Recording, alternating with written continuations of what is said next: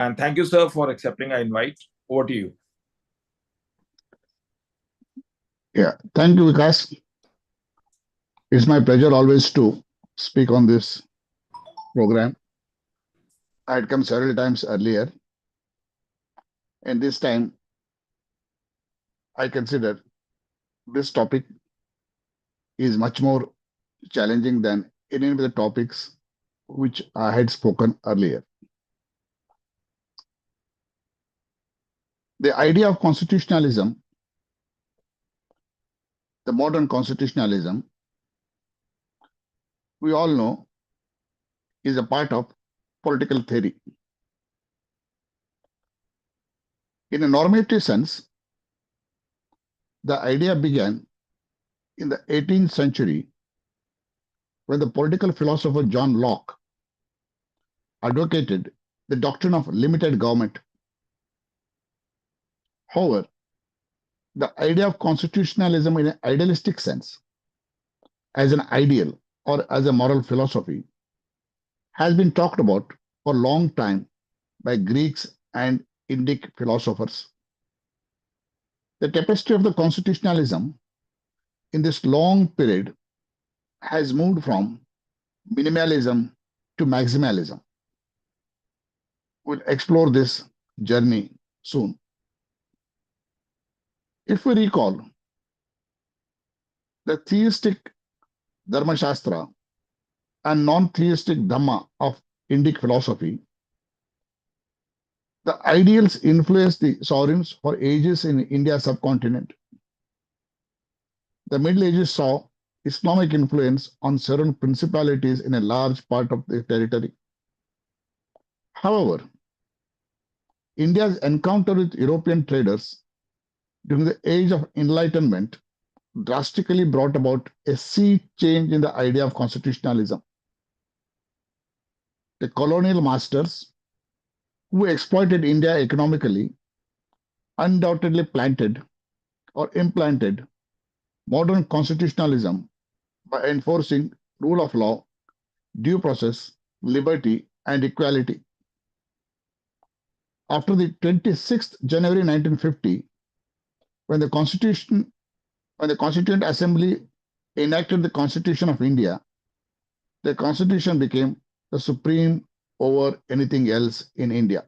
It's the supreme law, supreme lex. Let us bit dive into the ancient history. It is necessary to understand how the constitutionalism as a idealistic doctrine began. We know that every constituted polity has a constitution which may be written or unwritten. Every state has a constitution in a sense, good or bad. Even the dictators such as Idi Amin had a constitution. However, constitution is much more than a body framework of the government. It's not just the body framework of the government. Every government has some body. So constitution is not just defining the powers of the government in that general sense. So what is that then? Both written and unwritten constitutions, as we know, are shaped by the social and political philosophy of the age, and each age throws some challenging principles how to tame the state or state apparatus or the men who run the state. There is a fundamental difference between pre-modern constitutionalism and modern constitutionalism, even though the purpose of both the doctrine is same, that is to tame the sovereign, to reduce the absolutism, or to prevent exercise of power in an arbitrary and despotic manner. That has been always the central concern, whether in the past or in the now, and it continues to be so in the future also.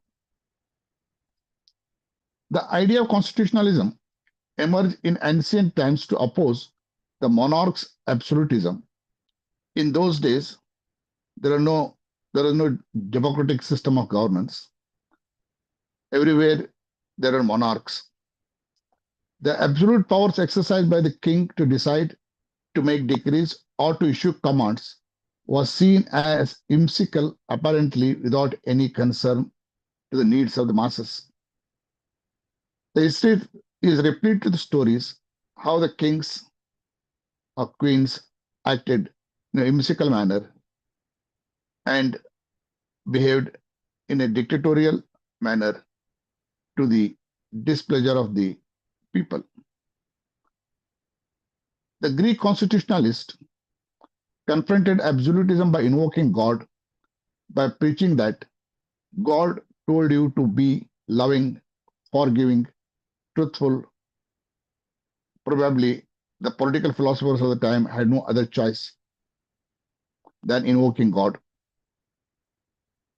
Coming to India, king is seen as avatar of God. He was morally compelled to act impartially to avoid the curse of God or Ishwar. So God was invoked, whether in the east or west, to contain the king or a monarch and make him act as far as possible in a non despotic manner. The decrees or commands of kings were consequently treated as divine law. A theory was spread, and people believed in that, indeed, that whatever king says is not only speaks for himself as a human, he has a divine power, and his words are actually the divine words. By this process, this king was sought to be controlled, and the legitimacy to the king or his power or his throne was lent. It suited both, in fact, at that time.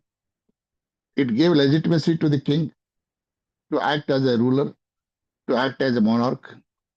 At the same time, it enabled the constitutionalists, the philosophers, to control the king or monarch and make him, as far as possible, less despotic, if not completely a fair man. But this idea of mixing king and divinity had its problems. It, of course, went for a long time, but in the process, a theocratic system developed, much to the discomfort of the people. This really happened because the religious institutions became stronger as day by day because of their control over the masses in convincing that the Almighty is supreme and the God is a solution for all the problems. Historians have recorded how institutionalized Christianity and the churches in Europe became dominant. The Parliament of England had to pass two acts of supremacy in the 16th century to restore and retrieve the supremacy of the monarch over the Church of England. The churches had almost grabbed the powers in Europe. King was merely reduced to an agent of churches. So therefore, under the pressure of the people, the king had to restore his own powers by declaring in the form of two acts of parliament in the 16th century. They're called acts of supremacy. A century later, the Treaty of Westphalia in 17th century in Europe paved the way for diminishing the domination of religious institutions in Europe. I need not spend much time on what Westphalia Treaty is, but this historic treaty was the important step in reducing the role of churches in the governance, and it set free the kings from the control of religious institution.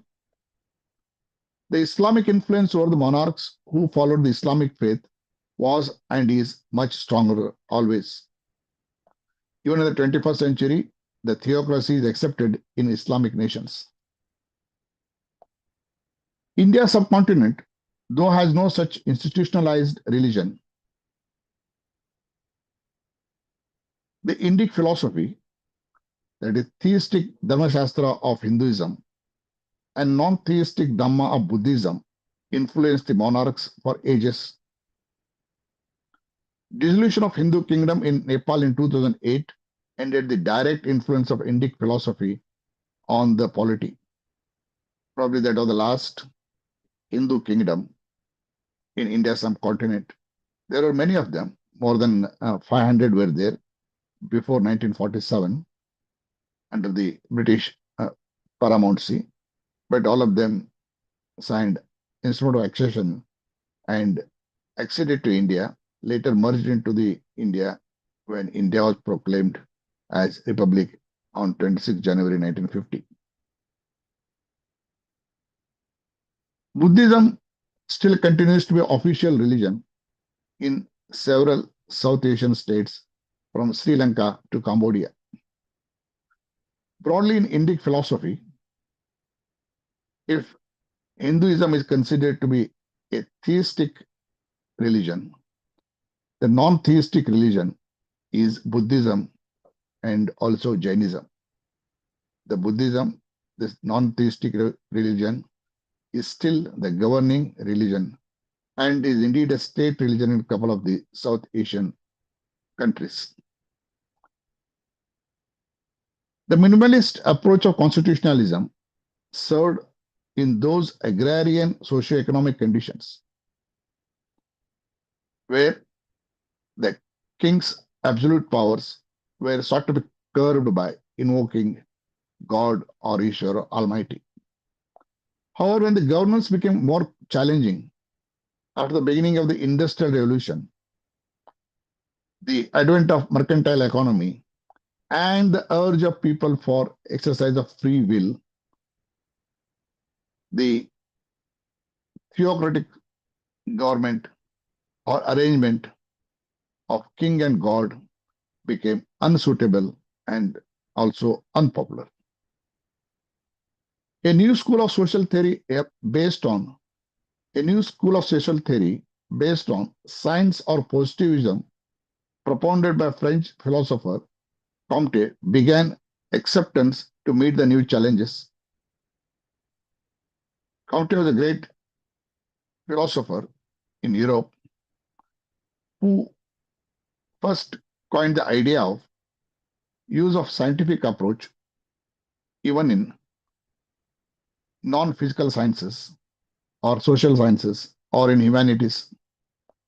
The scientific approach was seen as an instrument to stabilize the legal and political order because the world was catching up.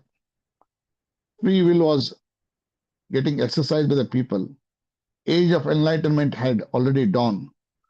So it was necessary to simplify the approach to the socio-economic issues. In the school of positivism, metaphysical speculation was excluded and reason and quantitative thinking gained momentum. What is that positivism that excluded this metaphysical speculation and limited theories based upon reason and evidence? So evidence-based approach started taking shape even in the analysis of the history or political or economic or social theories. The school of positivism, therefore, has a great influence in modulating the thinking during the age of enlightenment in Europe. Taking clues from the social demands, English jurists of the era, Bentham and Austin, spearheaded legal positivism as a school of thought by giving supremacy to the man-made law on utilitarian principle over the natural law derived from divinity or nature, customs, practices, etc. Bentham even said, to claim rights not prescribed in the laws of the state is nonsense on stilts. So they try to simplify the whole thing. Some may call it an artificial way of doing it, that none of these moral rights, none of these customs, none of these practices, none of these God sent messages whom the king claims are the laws or could be the basis for anybody's rights. The law is as made by the sovereign based upon the reason or whatever, but it has to be made by a sovereign. And that written law is the only law which confers rights on the people, which imposes duty on the people, and which gives authority to the government to act. So this development of positivist school had great influence in changing the legal mind with regard to the functioning of the government in Europe. The modern constitutionalist decided to address absolutism, which I said has always been the central concern of constitutionalists, by applying doctrine of legal positivism. So legal positivism attracted the constitutionalist.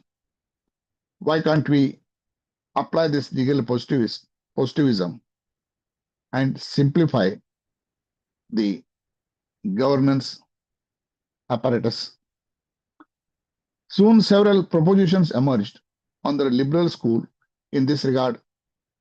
The sovereign's power must come from the people. The first and foremost principle which positivist school, supported by the liberals, propounded was the sovereign power comes not from the God, as has been historically at that time believed, but it comes from the people. It's the people's power which is delegated to the king or a sovereign or a monarch or elected representatives, whatever it is. But the basis of the power of the sovereign is people or consent of the people. Secondly, the state must act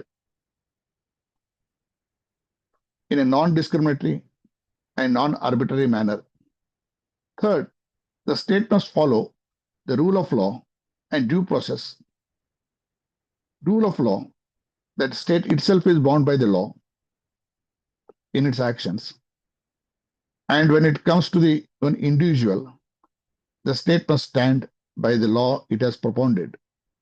So this concept of rule of law and a due process, that is a fair hearing, a fairness in the approach of the government, became the principles of constitutionalism in the modern sense. But with this modern constitutionalism, the idea of constitution changed the character.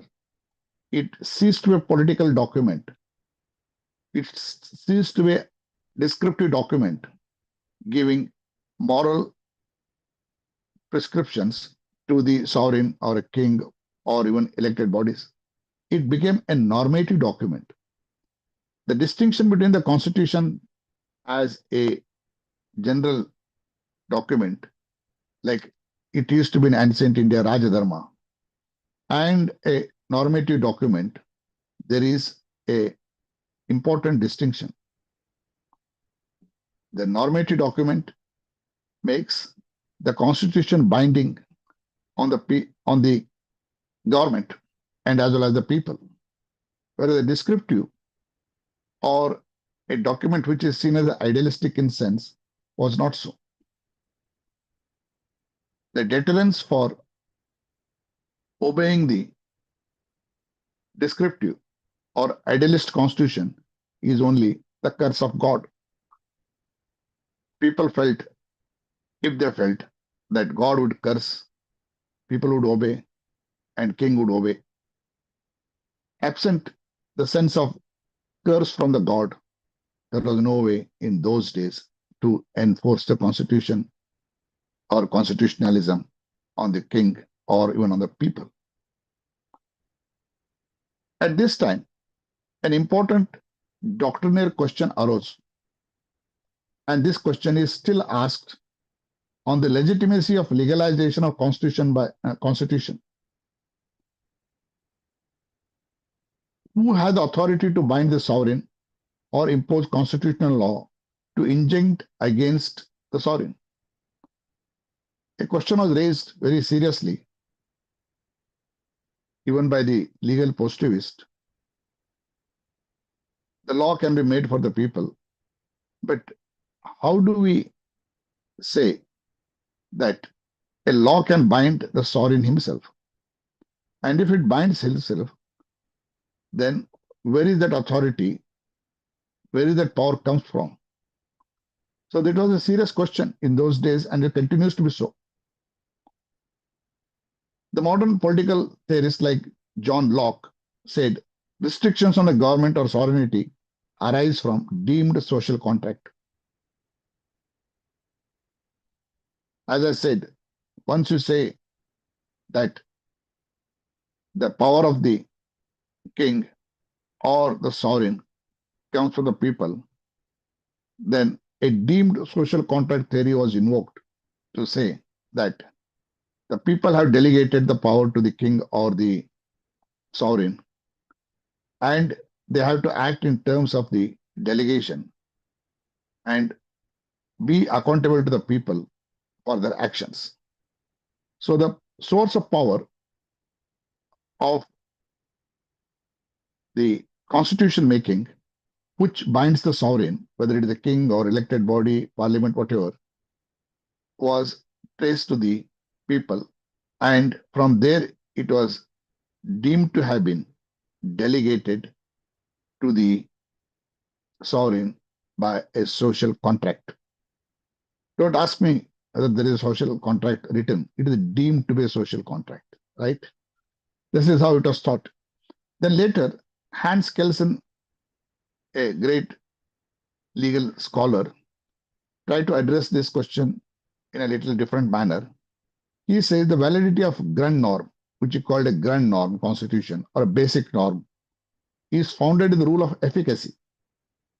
He said every law has to meet the test of higher law.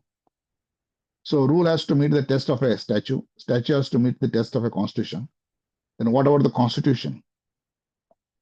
Who is going to say the constitution is constitutional? For that, Kelsen said it is a political issue, it is a social fact, and therefore the ultimate test for the constitution is rule of efficacy. If people obey, it is a constitution. If people do not obey, then nothing like constitution. I can just digress for a minute. Recently, you have seen what happened in Afghanistan. The Americans packed their goods and left, leaving the country in the hands of some locals called Talibanis to administer the country as they like. No conditions were imposed, which was termed as irresponsible, but Americans did that. Then the question arose, what is the status of this government in Afghanistan? For this, the modern system under the international law requires a rule of recognition. If the community of nations recognize Taliban as a government, then it becomes a government. If they do not recognize, it doesn't become. So rule of recognition is also important not only vis-a-vis the people or whom you govern, even at the international level. In fact, they go together.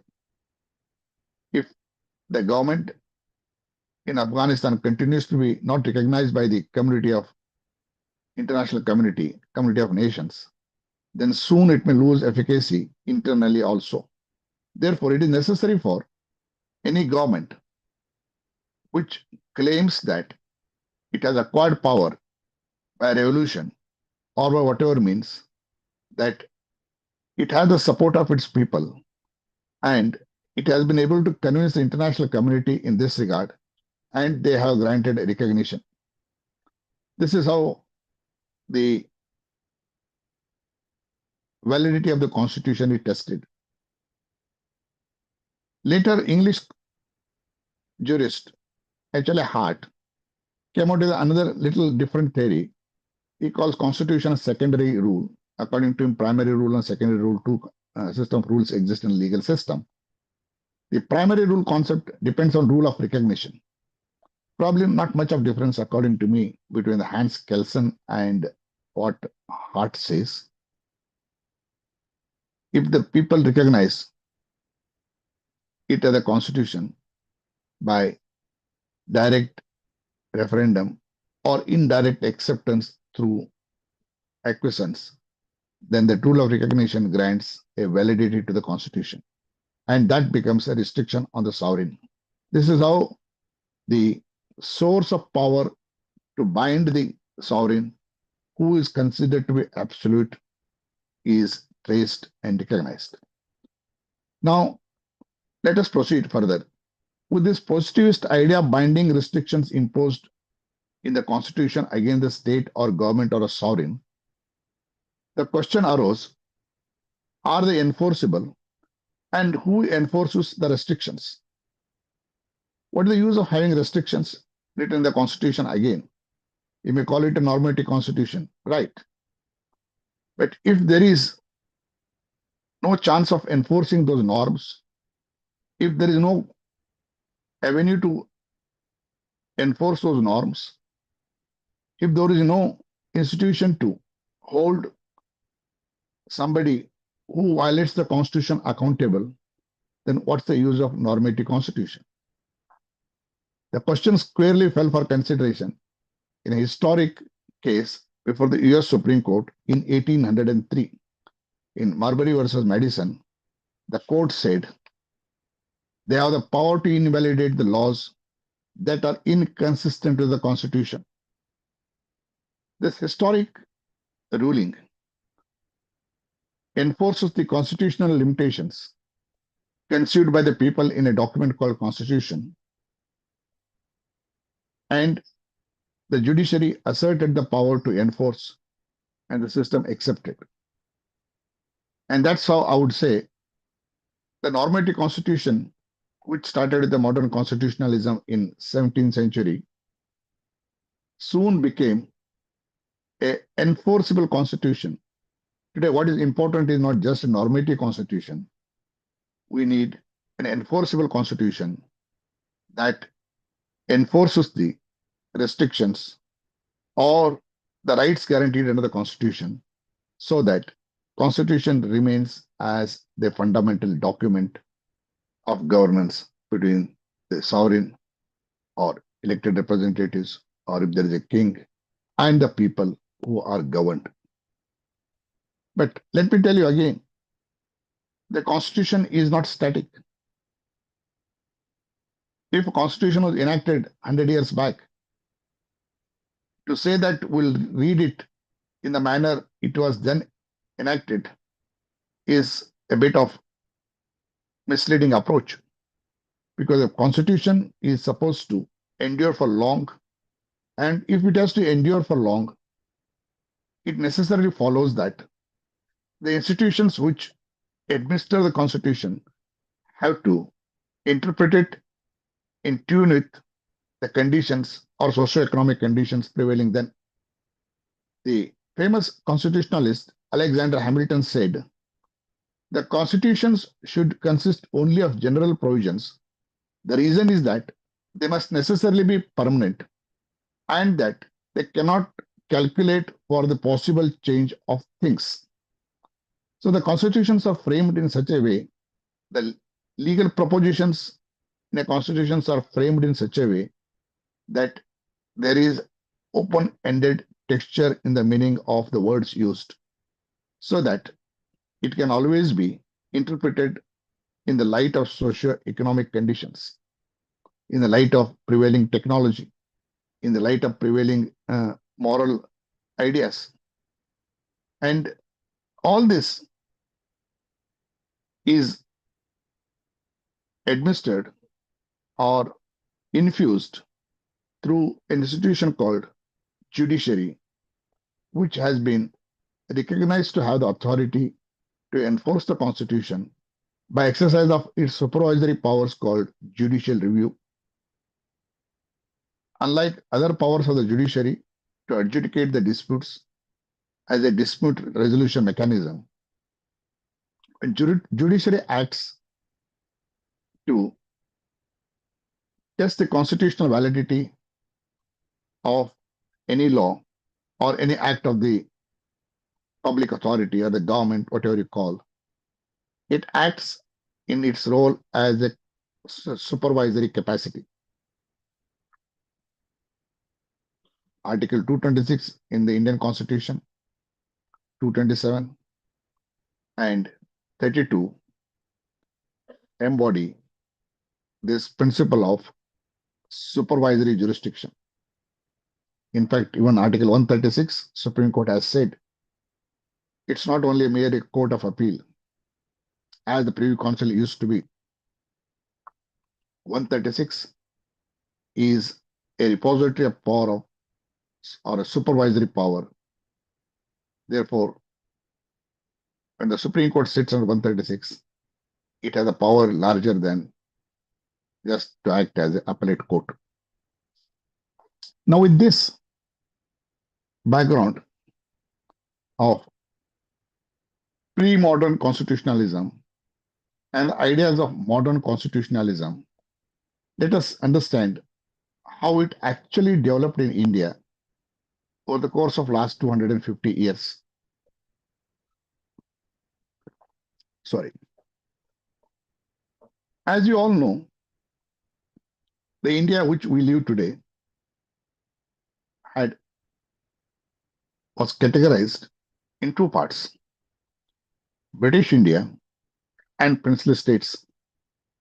The British India was directly administered by the British Parliament and the Crown in England through the office called Secretary of State. Whereas the princely states were semi-independent. Internally, they were administered by the princes called Rajas or Nawabs, whatever. And externally, their sovereign power was surrendered to the British Crown, and British Crown guaranteed them safety of tenure and the security from being attacked by any foreign power. So the princely states were sort of a protectorates, you can say, but in practice, they were in fact less than protectorates. I'll come to it later. So the British India, the tryst with constitutionalism started in 1773 when the British Parliament for the first time passed the Regulating Act. As you all know, at that time, the East India Company, the Company Raj it was called, or Company Sarkar, had taken control over vast part of the territory of present India, and it had transformed itself from a trading company into a governing body with a military and police, etc., necessary for enforcing its hukum or the rule.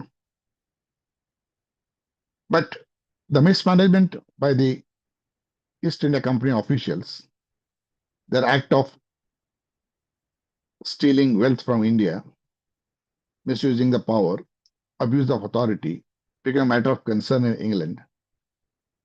The British Parliament, which was elected by the British people, thought it is necessary to regulate the powers of the East India Company to infuse sense of legalism or constitutionalism so that they remain within the legal bounds. The free powers which they have been exercising generally under the Charter was sought to be inadequate Therefore, the Regulating Act came in 1773, first time regulating the affairs of the East India Company. And with this act, the company became accountable to the British Parliament. Till then, the British Parliament also had no control over the uh, East India Company in that sense. It couldn't even ask for the accounts, though some kind of a prerogative the king exercised, the British crown. But still, a ordinary man in England or the elected representatives had no right to ask questions with regard to the East India Company.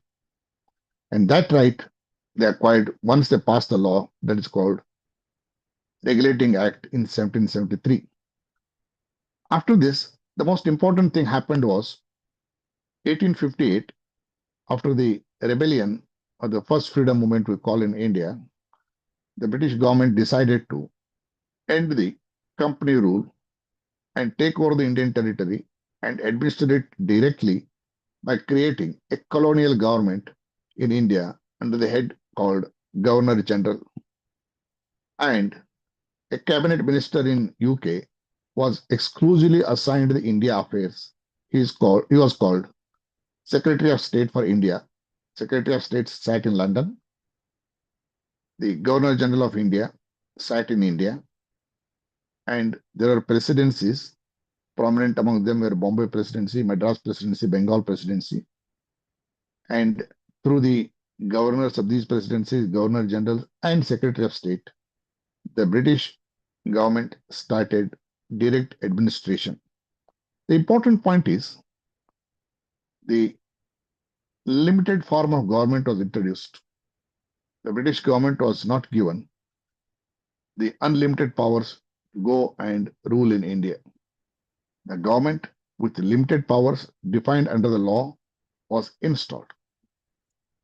Further, in 1861, the Imperial Legislative Council Act was passed, where the Legislative Council for making laws in India was established.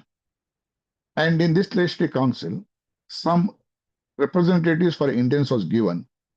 6 members were to be nominated by the government, not elected by the people, but nominated by the government among the Indians whom they think are wise men. So some sort of a representativeness was introduced in 1861. Then a later year, the High Courts Act was passed to establish high courts in India as courts of superior jurisdiction to enforce rule of law and the due process.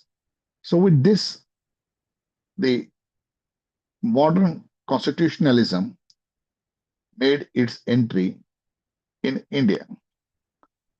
Then further, in 1915-1919, the British Parliament passed Government of India Act 1915-1919, increasing the sense of constitutionalism by giving higher representation to Indians by creating a direct system of government where some departments were to be administered by the Indians at the provincial level.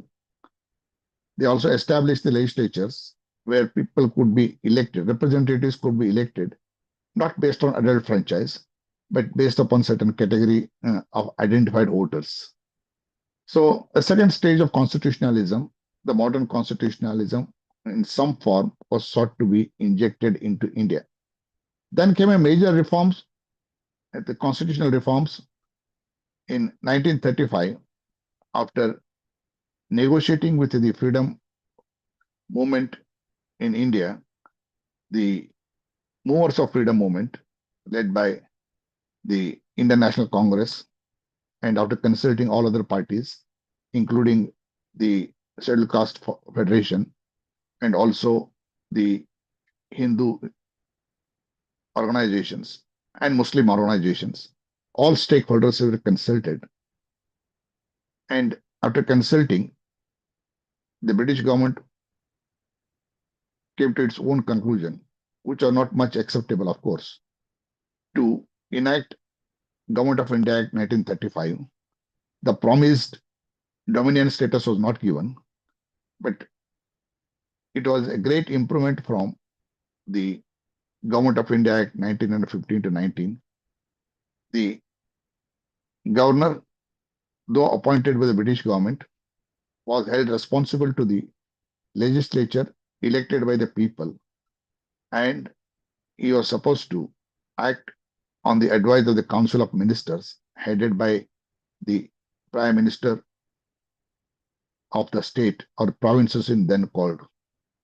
This is how the constitutionalism, modern constitutionalism, came to be imposed on India by the colonial rulers.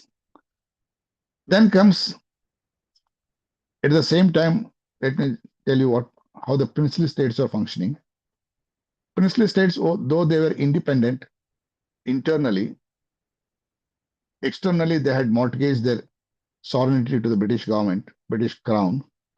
But internally, though they were independent, they were compelled by the British to follow the same system which existed in the British India. So most of the laws which were enacted by the British India were applied to the princely states in toto. So the princely states like Mysore, Hyderabad, or Baroda or Kashmir, there are 500 princely states which cover nearly one third of the present India, had to follow these laws and enforce them. Although the efficacy of the laws or the system was not on par with what was there in British India, excepting some states like Mysore state, which had a much better system than compared to other princely states. So this is how it was done. But the most important was there was something called a sword on their head always, that was paramountcy or a suzerain power of the British crown in England. And that was a political power or extra legal power, as Supreme Court later described in Madhurao's India case in 1969, when the privy purses were abolished and the abolition was challenged. The paramountcy of the power which the British government could always exercise, asking princely states, the princes, to behave in such and such a manner or to do this or not to do that. The aggrieved prince, unfortunately, had no remedy. There was no court of law between the British crown and the princely state to go and challenge. If Maharaja of Mysore was not liking the particular diktat issued by the British crown in England through Secretary of State, he had no choice. In fact, the question arose in the Kaveri water dispute way back in 1915, when the British government in London, that is Secretary of State, stayed the arbitration award of Justice Griffiths. And Mysore government was perturbed that how could Secretary of State intervene in this matter.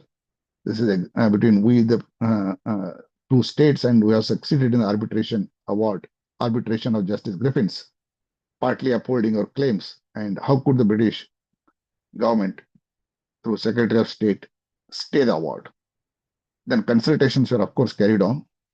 But the result was this, that there is no way the Mysore can challenge in any court the action of the British government, because it is an act of state. It is a political power. This doctrine was enforced way back in 1859, when the Queen of Tanjore state challenged the action of the British government when it took over its territory. And she succeeded in the Supreme Court in Madras. But when matter went to the Pre-Council said, this action of the British Crown through Secretary of State in seizing the property of the princely state cannot be challenged because it's an act of state. So that's how the princely states lived in those days. There was a constitutionalism, but not on par with the constitutionalism which prevailed in the British Indian territory, like Madras, Bombay, or Bengal. They had an inferior bit, but still the rule of law was enforced. Due process was there. There was High Court. There was a CPC. There was a CRPC. The rest of the things were all on par with the what was there in British India. From this, we move to the Constitution of India. As we all know, on 15th August 1947, India was granted independence by the British government in a sense. The British Parliament passed the Indian Independence Act. Under the Act, it declared that the British Crown shall have no responsibility towards the India from 15th August 1947. Secondly, it also said all treaties, all relationship of the British Crown with the princely states, giving them protection, external protection, lapses. And with this lapse, they are free to do what they like. Now, what happened is a separate matter. So that's how the independence, we call it, came to India. They also established a constituent assembly under the Indian Independence Act. And it was declared that the constituent assembly is free to frame the constitution for India and in the manner it likes. And the said constituent assembly, after 3 years, great deliberations, handled very efficiently by Dr. Ambedkar, enacted the constitution, and it was proclaimed on 25th November 1949 and enforced on 26th January 1950, declaring India as a republic. And with this, all connections of any sort with the British government were snapped and cut off. So became independent. Now, what is this Constitution of India? To what extent does it enforce the modern principle of constitutionalism? You have all been familiar with the working of the Indian Constitution and know that this Constitution has been able to unite India, Indians, though there are many fault lines in India. People are divided on caste, people are divided on religious basis, people are living in poverty, there are rich people, there are poor people. To carry all these people together under one document called Constitution of India was a gigantic task, which has, I must say, at the end of 75 years, that it has actually succeeded. There's no doubt about it. Today, if Indians, whatever may be the grievances of particular section of people, but they all live together. We live together because there is a common rule, that is the Constitution of India. We all agree finally that my rights are these, my obligations are these, and we cannot cross these red lines.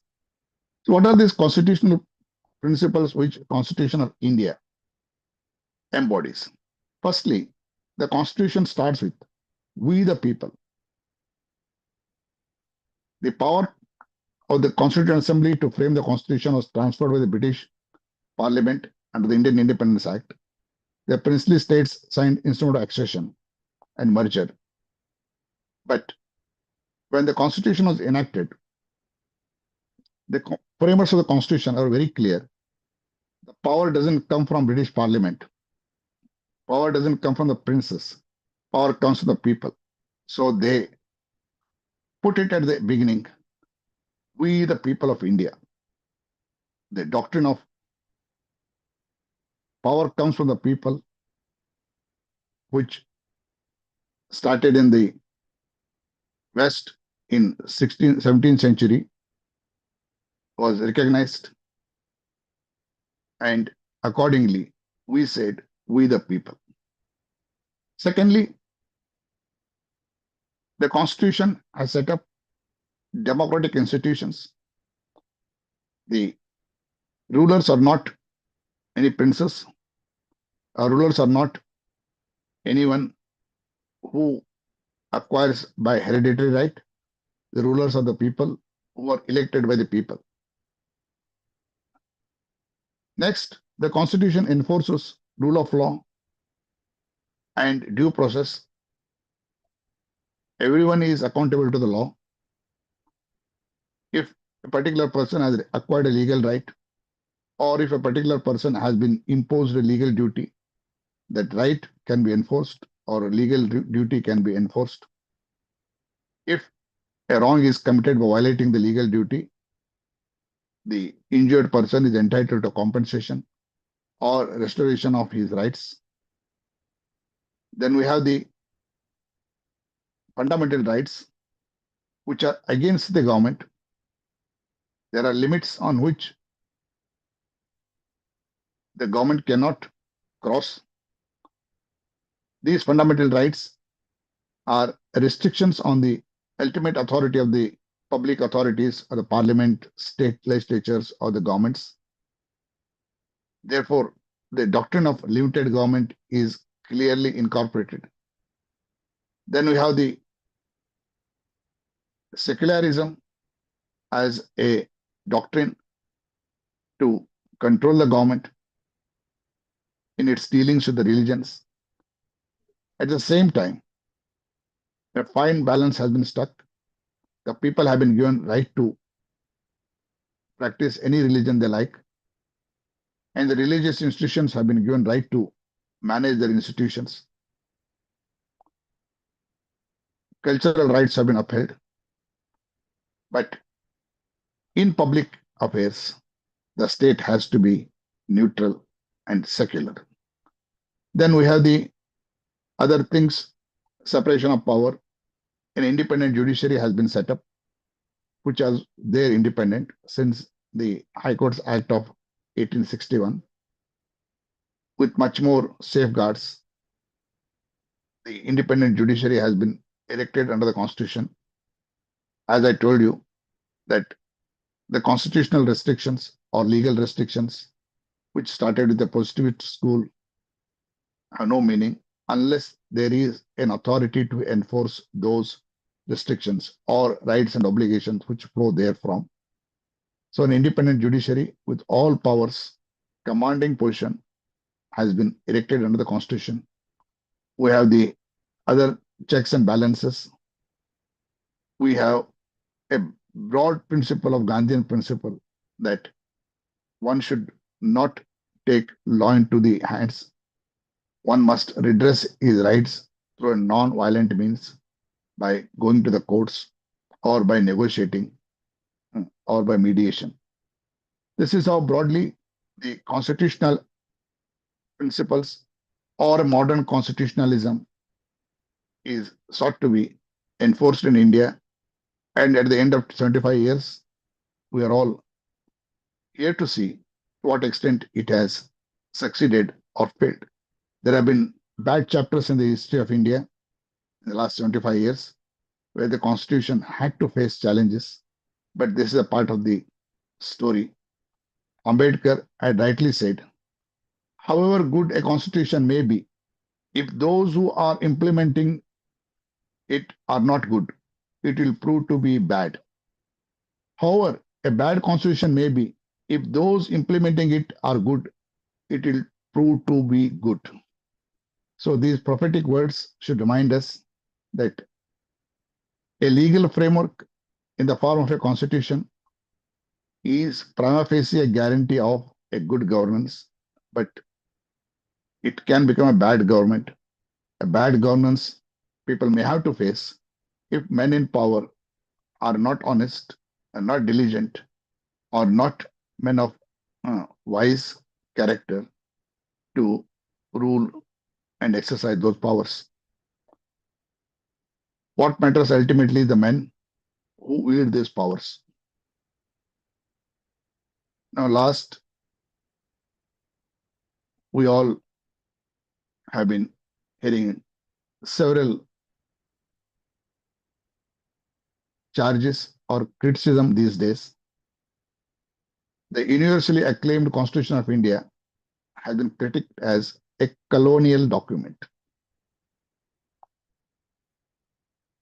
It is colonial according to them because they say that it is without any regard to the cultural past and civilizational values.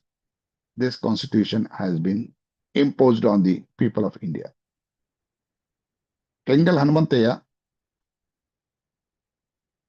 or the former Chief Minister of Karnataka, had said in the Constituent Assembly in a more metaphorical sense. He said English music played with Indian bands.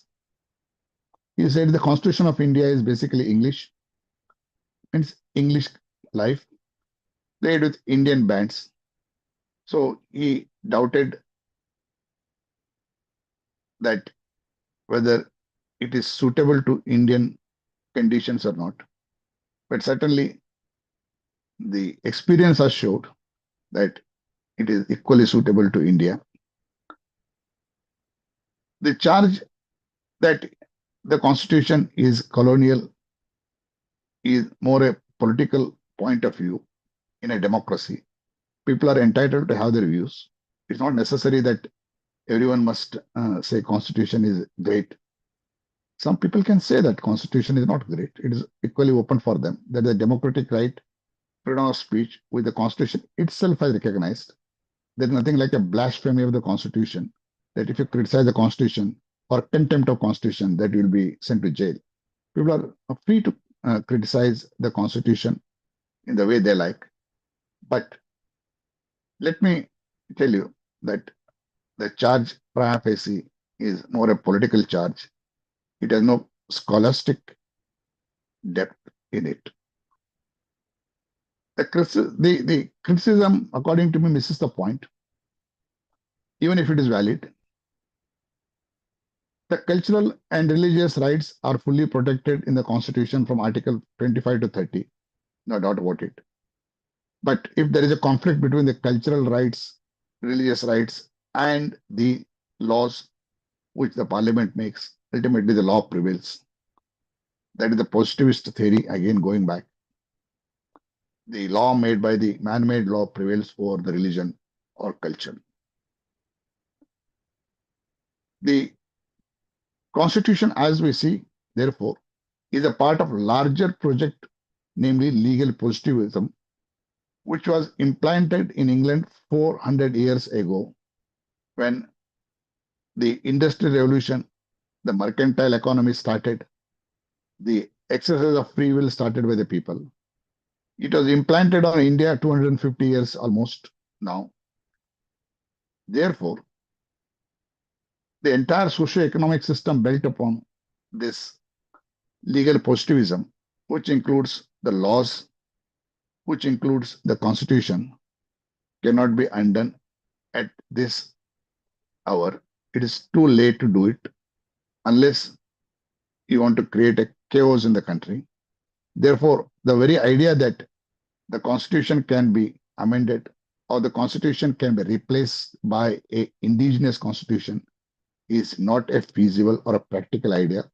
One may have his strong views about those things, but at this hour, it is practically impossible to change this system built upon the legal positivism, that is, legal system and the Constitution of India. But legal positivism is more inclusive than it used to be earlier. Some power is given to the judiciary always to accommodate the hard edges of law. If there are any issues relating to the justice, equity, or anything which you consider as impractical or against the ground realities or against the ethos of India based on ground realities, the judiciary is there to take care of them. And Article 142 stands out. In fact, the court has come to the rescue whenever it finds certain things. A strict enforcement of law has its own difficulties and it does not do complete justice. The court has taken a liberty to deviate from the law to some extent in applying to the facts of the case, not to the general again, and rendering justice. So this is how the Indian Constitution, a part of a larger positivist project, accommodates everyone and every school of thought. With this, I would like to wind up my lecture. I hope you all enjoyed. It's a difficult and a bit boring topic, but the Constitution has its own charm to those who are interested in public affairs. I'm sure you enjoyed. Thank you so much. So as usual, the session was good.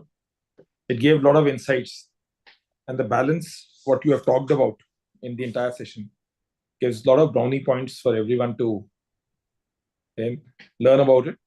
And before we wind up, I will just say that, as they say, do not ask the country what it has done for you, but ask what you have done for the country too. So on these lines, we part for the day. Thank you, everyone, and stay connected for further webinars. And we will be looking forward to the sir for more insights on different perspectives of law. Thank you. Namaskar. Thank you very much.